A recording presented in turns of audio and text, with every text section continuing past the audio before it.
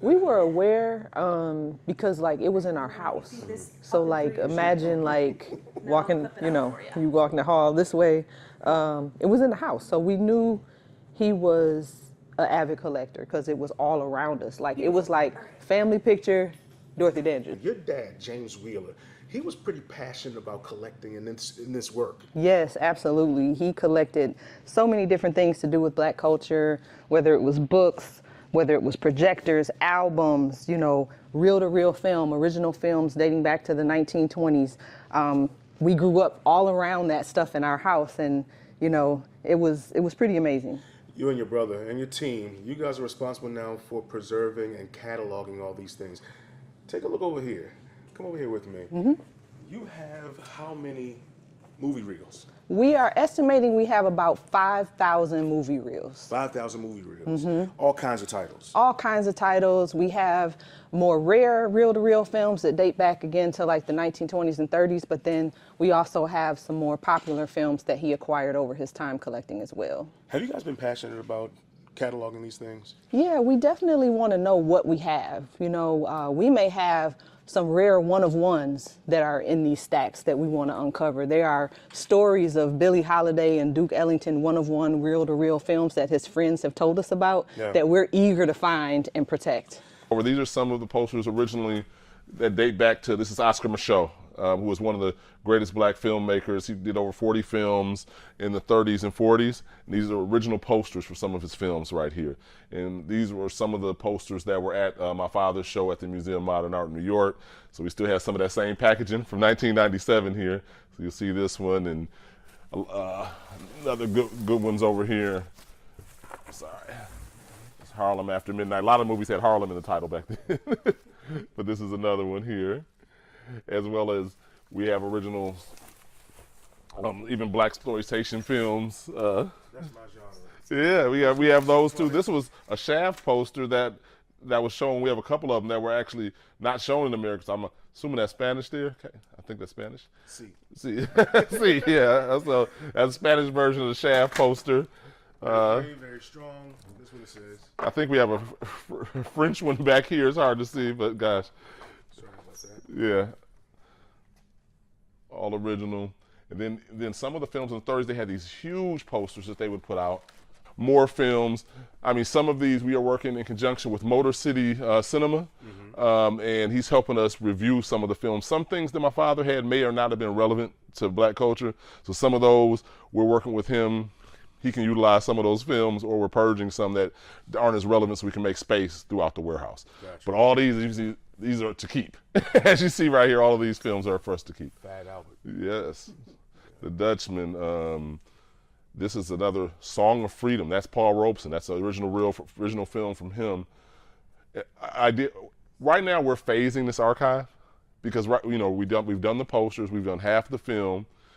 We have to get the rest of the half of the film done. Then we're going to move into the albums, because then you're able to combine the posters with the music and then the film, and then you're able to create better exhibitions. Oh, yeah. Remember these style DVDs with the big cases? Oh, yeah. Yeah. Who's LaCroix? I might have picked up the wrong one, but yeah. Yeah, he might be somebody, but yeah. Are those CDs? These are CDs. I remember when CDs, yeah. A lot more of the publications. So it's not just, we have Black publications, so these are some of the ebony magazines that date back to the 60s, 70s, and 50s, but you'll kind of see some of his script here of just like the breadth of different publications. So he does have non-Black publications too, like Life magazine, like Newsweek. So a lot of this we just tried to consolidate into this section, so as we continue with the archive, at least like media will be together. So that was some of the intent there. These are just some artifacts. Yeah, there's a picture. I think this might be. Is this Dorothy Dandridge's daughter?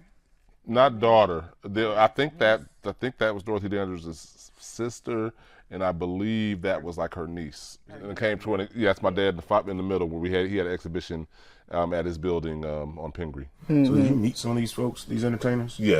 Yes, when he had his exhibit at MoMA, we got to meet Spike Lee came, Cicely Tyson, Jeffrey Holder came. We were able to meet them. You'll see here some of the toys that we have. Starting at the end here, Steve Urkel. Who remembers Steve Urkel from Family Matters? And look, it still talks, right? Pull the string. Let's see. Pull the string. I couldn't hear him, but he said something. No sweat, my pet. But then you have Clueless. Remember Stacey Dash? Yes. Have Stacey Dash there. We all know Lando Calrissian, also known as Billy D. Williams. Okay, now open this up. There he is, still in the box. Still cool. Always. Now, Lima, who's that next to him? I think that's Yeah, Brandy. we got Brandy. We've got Bendy Wendy, which was a phenomenon back when I was younger. Spice Girls. Blade. Pretty much Blade. anything to do with, you know, black culture and representation of black people, he tended to keep. Now, did your dad tell you that you can't open or unbox these toys? He did. We probably wanted to play with them, but didn't get the opportunity. They were his.